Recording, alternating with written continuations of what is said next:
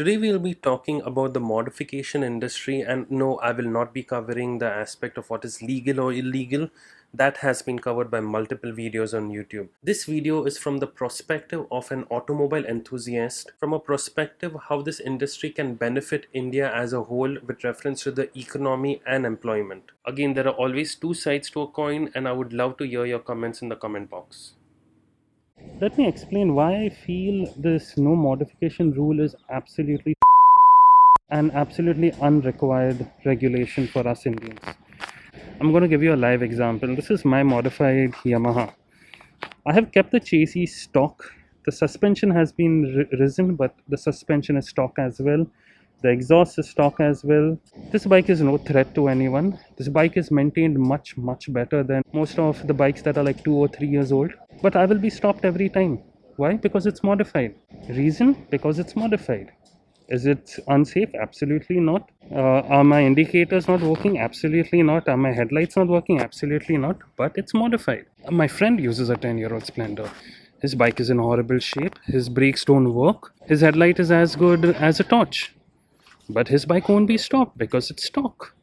My well-maintained 20-plus-year-old bike will be stopped because it's modified.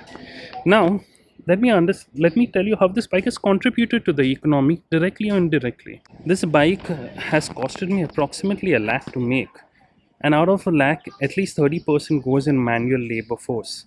And that labor force, even though they've done an amazing job, is technically doing an illegal activity. Technically speaking, because if riding a modified bike is illegal as per our Indian constitution, then modifying bikes should also be illegal as per Indian constitution.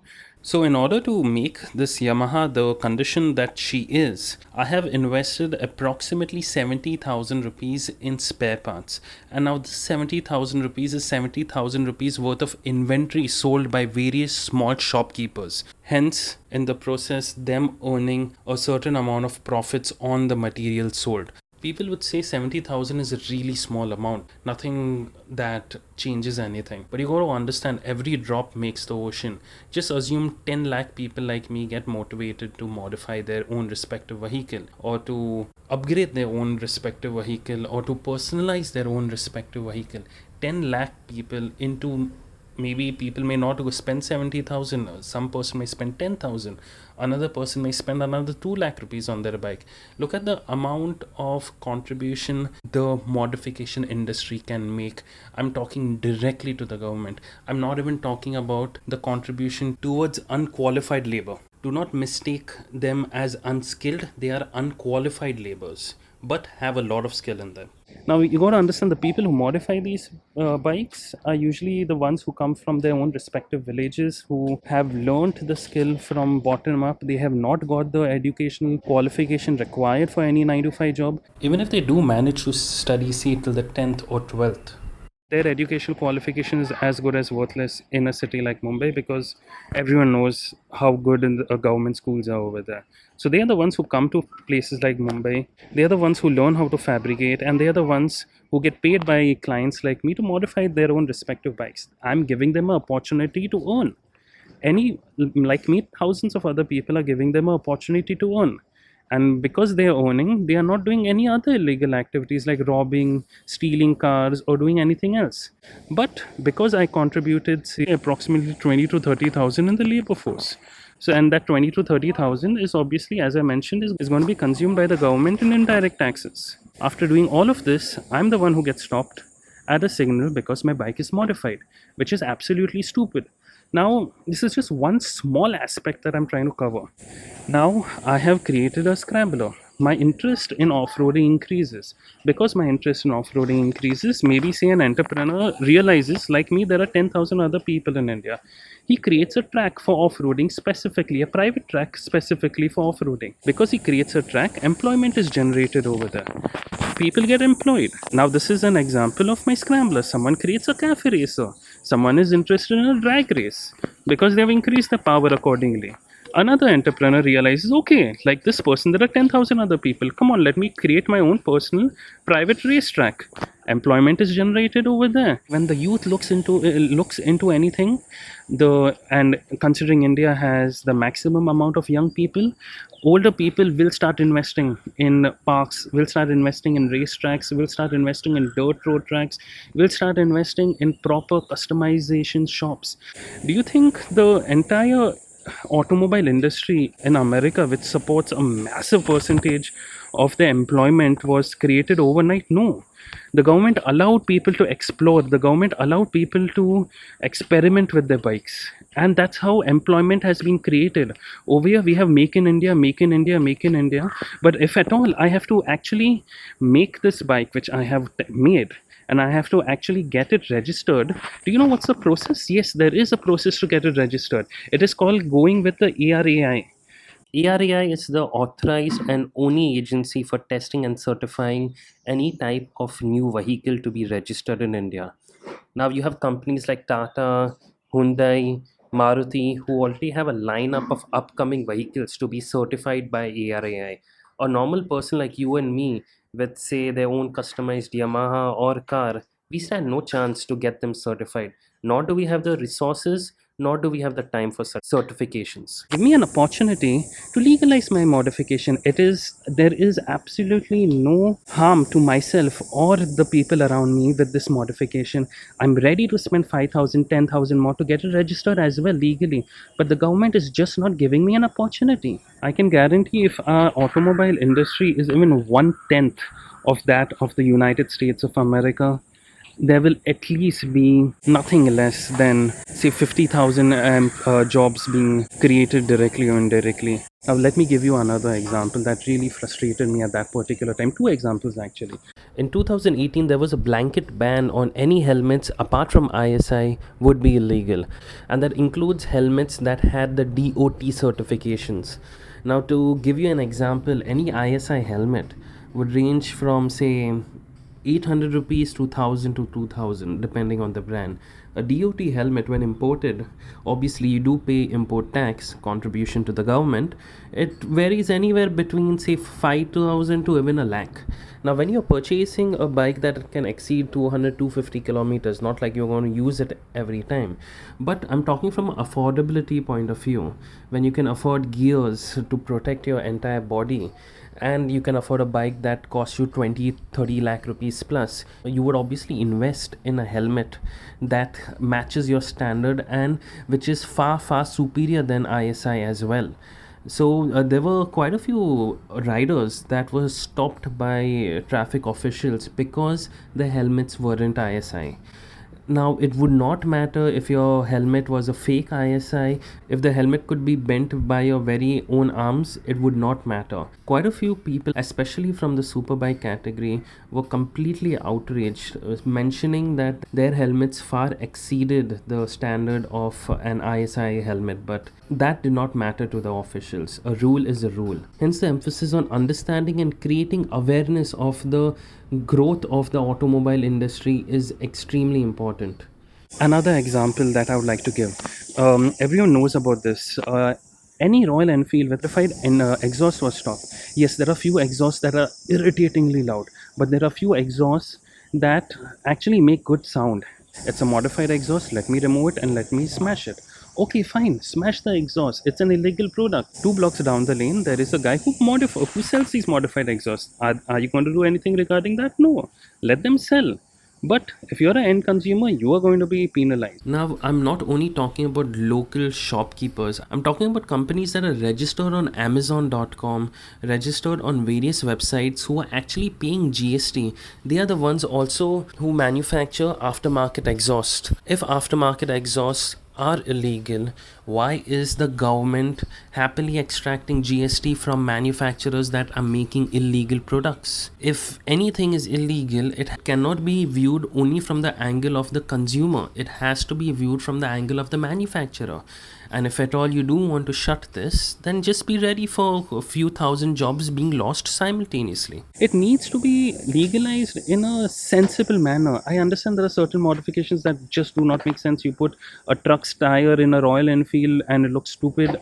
I mean, from a visual aspect also doesn't make sense, and from modified aspects also doesn't make sense. But take my bike for example. I've done nothing that will endanger myself and will endanger people around me, but I'm still scared to remove this bike every time. I would also request companies like Royal Enfield, who keeps on promoting the modification aspect of the bike. They have this Royal Enfield custom build off competition where people all over the world, including India, is actually encouraged to modify their Royal Enfield to see which is the next best design that they can use. Why don't they use the influence and power to explain the government the modification industry is not as bad as they think? I mean, people like Royal Enfield, if they can act, who do contribute to a large extent to our Indian economy with reference to taxes and employment, if they explain to the government that whatever you're doing is absolutely and wrong, and there's a way to legalize stuff that would really benefit everyone.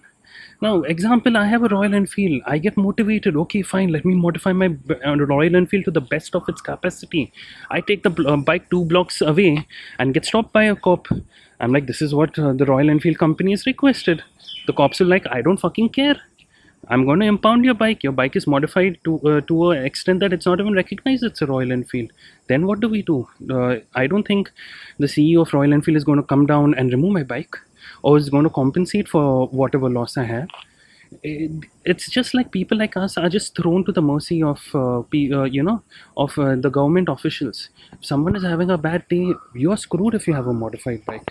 And again, let me emphasize, I met quite a few officials who understand that yes, a bike modification is a passion and a hobby, and it is required, and I have not been fined. But there are many times where I've been in a tight spot. It's just horrible.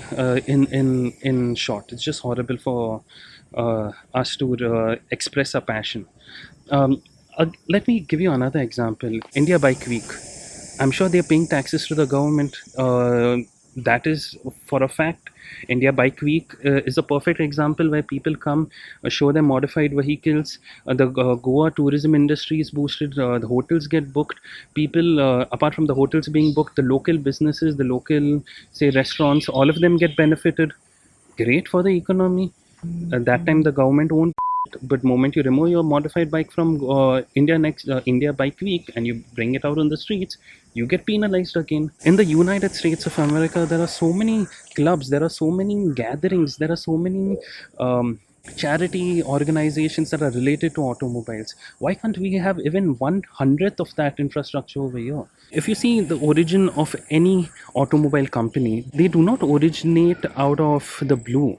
They originate because the original entrepreneur was a mechanic or assisted a mechanic. They had a body shop. The body shop increased to 2 3 body shops. Then customers went and told them, you know what, why don't you start making cars? Okay, fine, let me start making cars. I'll create my own car company. My own car company employs 10,000 people. Very nice. Oh, look at India. India hardly has any car companies. Let me invest over there. Fine. So they invest over here. They have their own car companies over here, and whatever profit they make obviously goes back to their home country. No one will create an automobile company out of the blue. Most of the automobile companies start from scratch. They start from somewhere.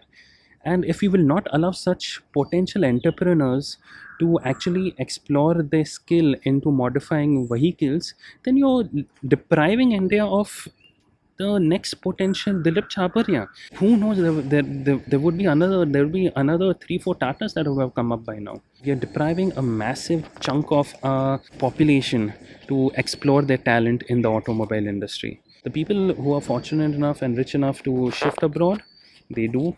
They enjoy the life over there. They can actually explore their entire creative side over there without being penalized. India's most loved Isuzu pickup, the same pickup that the government thanked the owner while it was being used to help the flood victims down south, because it had, I don't know, I think a 10 15 inch raised suspension. The same pickup gets penalized for around 40 to 50,000 rupees later on, while the government needed the pickup to help flood victims, and there was absolutely no issues by the authority. But later on, the authority started having issues. The Renault Kwid, when launched, had 0 star ratings in India. The Renault Kwid, when launched in Brazil, I think had around 2 or 3 star rating. The Renault Kwid in Brazil was 40 kgs heavier than our Renault Kwid. Why? Because they had safety features. Why not in India? Because it was not a mandatory requirement. If the government really cared about our safety, cars like the Renault Kwid, or I'm not going to specify a brand, but you understand which other most liked brand in India, which are basically tin cans on 4 wheels, are being sold with almost 1 or 2 star rating in safety. You are really concerned about our safety? Why don't you first look into that aspect? Then look into people like us who like modifying their vehicles. Okay, for all you critics out there who will say, you know what, we got to compare apples to apple. Look at the population of India, look at the population of developed countries. The density of vehicles per square kilometer is much more. Okay, if you want to compare apple to apple, let's start with comparing the process of giving license to people who are actually worthy of driving their respective vehicle in one of the most populated countries in the world. India is one of the simplest countries to get a license. The conversion rate of licenses in India is almost 100%. Look at the conversion rate of a license in a place like Dubai. Unless the government feels you're worthy of getting a license, you do not get it. So let's start from there. Let's not directly go, oh my god, modified bikes, modified cars are dangerous. Let's assume a situation where an unprepared 18-year-old receives his license from the government. He goes ahead and buys a second-hand KTM 390. That bike produces 43 horsepower. Who's going to be more dangerous? That kid with a 43 horsepower bike be dangerous on the road, or an experienced rider riding his modified bike sensibly? An unmarked speed breaker is far more dangerous than a Isuzu with a 12-inch race suspension. A speed breaker which isn't made as per the government's rule and regulation is much more dangerous than a modified bike on the road. Bad unlit roads are far more dangerous than a modified Honda City. Let me just brief this up. If there is a proper legal way to get these bikes registered, people like me are ready to get it registered. We are ready to spend money. We have no problem with that. If there's a proper way to legalize these machines, you will be generating employment. And trust me, during the time of pandemic and COVID, you need as much employment as possible. Or in general, you need as much employment as possible. So that's about it. Thank you for now, and I look forward for seeing you in my next video.